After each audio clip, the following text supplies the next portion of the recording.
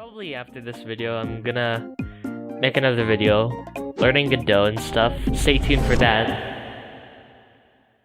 So basically, balls. So it's been a while now since I've made my last video. Well, a while might be a bit of an understatement. It's because I've been really busy in my room doing important things like doing nothing, but I'm bored. So I wanted to make a game.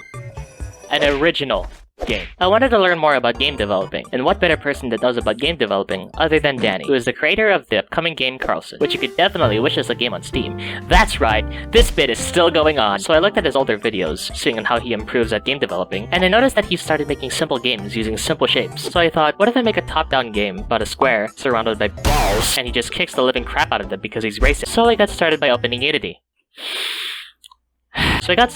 Godot. Now, wait, what the frick do all these buttons do? Yeah, so switching between engines from Unity is not going to be an easy task. But after a bit of messing around in Godot, I think you get the general idea on how the engine works. I mean, what's the worst that could happen when I could just jump in a project like this with practically zero knowledge of what the f I'm doing? So, to get started, I placed a icon.svg into the game and coded the movement. Wow, such riveting gameplay. The movement was done, but using icon.svg for the placeholder is kinda weird for the game. And this game is about a square kicking balls, and not whatever this thing is. So I did some quick art and slapped this block of tofu into the game, and yeah, he kinda looks a little too excited to kick some balls. But what's a game about kicking balls without any balls to kick? So I coded in some balls. Hey there, little guy. Oh, you have not subscribed to the hit YouTube channel NonsenseNH and have not followed all of his socials? Well, as you can see from that shameless plug, I coded in the kicking mechanics as well, and also added a charge attack because, I don't know. Charger was my favorite infected, I guess. And after a bit of slight polishing, I managed to make something like this.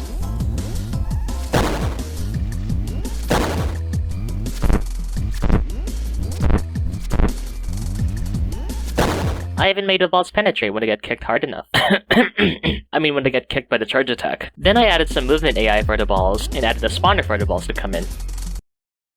Yeah, I don't know about you, but I think there's too many balls for me to handle. Let's try it again.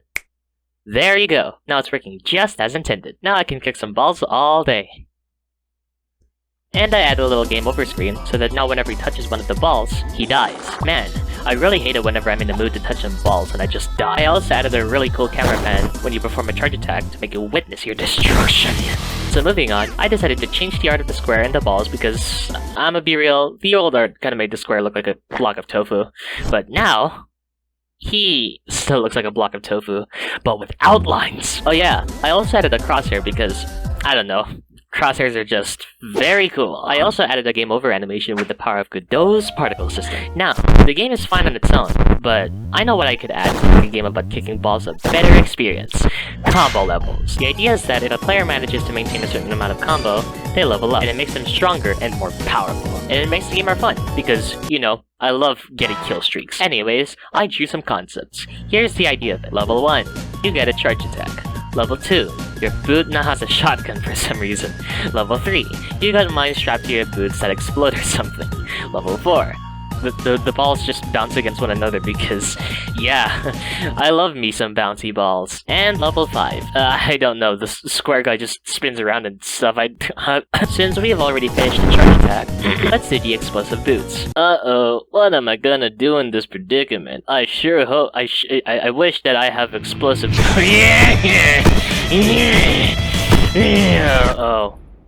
Oh, wait. Why did it stop? Wait, no! So you can now explode your boots on balls. And you can do stuff like this. Anyway, now that that's done, we can move on to the bouncy balls. As you can see, the mechanic is working just as intended. Surely there's nothing wrong with it.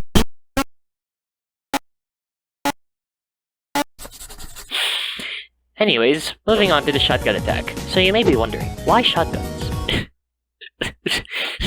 So I tried writing the code that makes it so that whenever you kick, bullets just come flying out of your boots. Cause like, I don't know. So, for the moment of truth, and it's broken.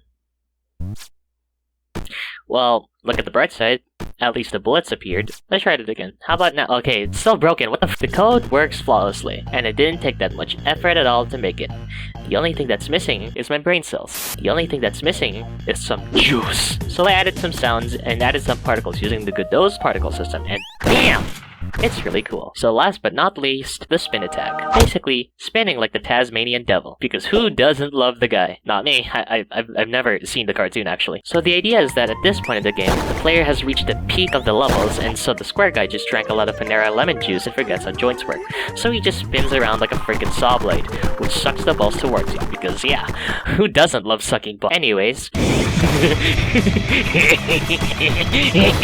Die! As you can see, this seemingly innocent and casual game is almost complete, although it's a little bit repetitive, so you know what could fix that issue? Enemy types.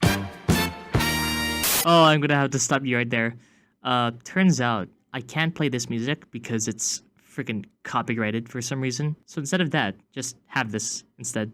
Here's the concept. First guy is the Speedy Boy. He's basically just like the normal balls, but faster and smaller. Anyways, please no, I don't want to get blue-balled. No. Yeah, they might be a little too fast for the player, so I tweaked the speed a little bit. I also made it so they have to hit you twice in order to actually kill you, so you can have a chance to recover. Now, the big balls. Basically, they just slowly approach you, and you can kick them with a charge attack, because they're big and fat.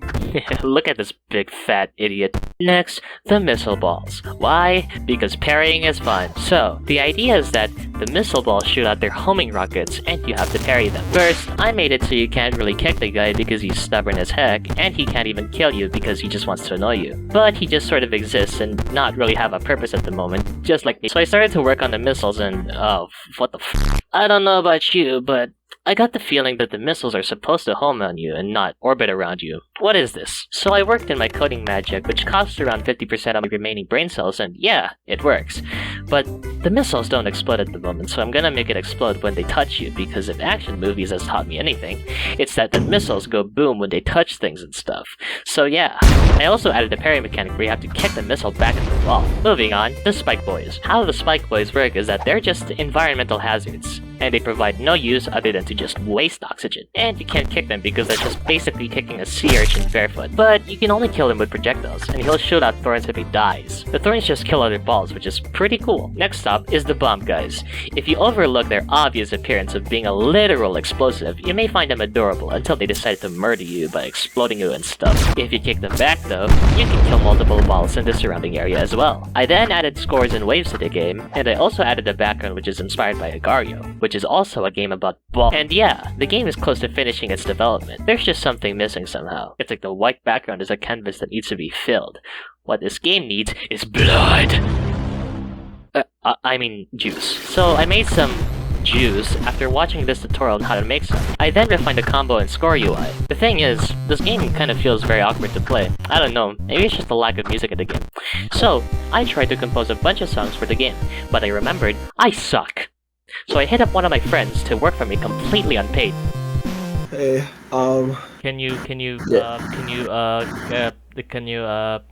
So Jace made some bangers after willingly agreeing to work on my game. You can check out his channel in the description below. He's a pretty cool guy.